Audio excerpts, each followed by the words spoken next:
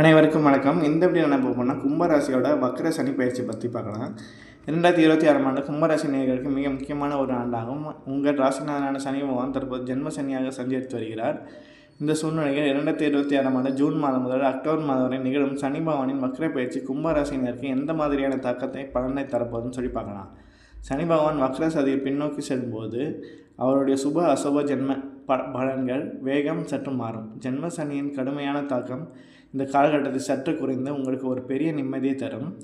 இதனால் கடந்த சில மாதங்களாக இருந்து வந்த தேவையற்ற பயம், மனக்குழப்பம் மற்றும் பதற்றம் இந்த வக்கர காலத்தை பெருமளவு குறையும்.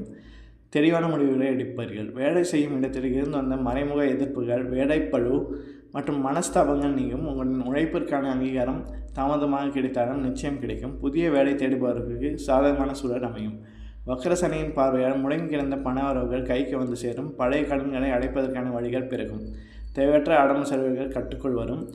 தொழில் நிம்மதிக்காக நீங்கள் மேற்கொள்ளும் குறுகிய தூர பயணங்களில் நல்ல லாபத்தையும் புதிய மனிதர்களை அறிமுகத்தையும் தேடி வரும்.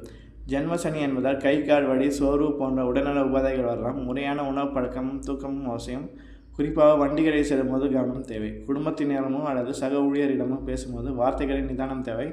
அவசரப்பட்டு எந்த வாக்குறுதியும் கொடுக்க வேண்டாம். புதிய கூட்டுத் தொழில்கள் தொடங்குவதையோ அல்லது பெரிய தொகையை முன்பின் தெரியாத இடங்களில் முதலீடு செய்வதையோ இந்த வக்கர காலத்தை தவிர்ப்பது நல்லது. கணவன் மனைவி இடையே இருந்து வந்த கருத்து வேறுபாடுகள் நீங்கி பரஸ்பர ஒற்றுமை அதிகரிக்கும். எனினும் உங்களின் பிடிவாத குணம் காரணமாக குடும்பத்தில் சிறிய சலசலப்புகள் வரக்கூடும் என்பதால் விட்டு கொடுத்து செல்வது நல்லது. பிள்ளைகளின் கல்வி மற்றும் சுப காரியங்கள் செலவுகள் செய்ய நேரிடலாம்.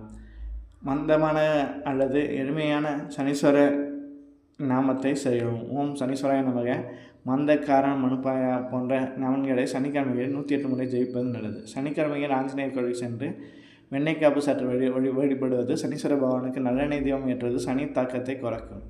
உங்களால் இயன்ற அளவு துப்புர தொழிலாளர்களோ அல்லது உடல் ஊனமுற்றவர்களையோ அன்னதானம் அல்லது காலணி தானம் செய்வது மிக சிறந்த பரிகாரமாகும். இந்த காலகட்டத்தில் குரு பகவான் அருளும் உங்களுக்கு சாதகமாக இருப்பதால் வியாழக்கிழமையில் தட்சிணாமூர்த்தியை வழிபடுவது இரட்டிப்பு லாபத்தை தரும். நன்றி.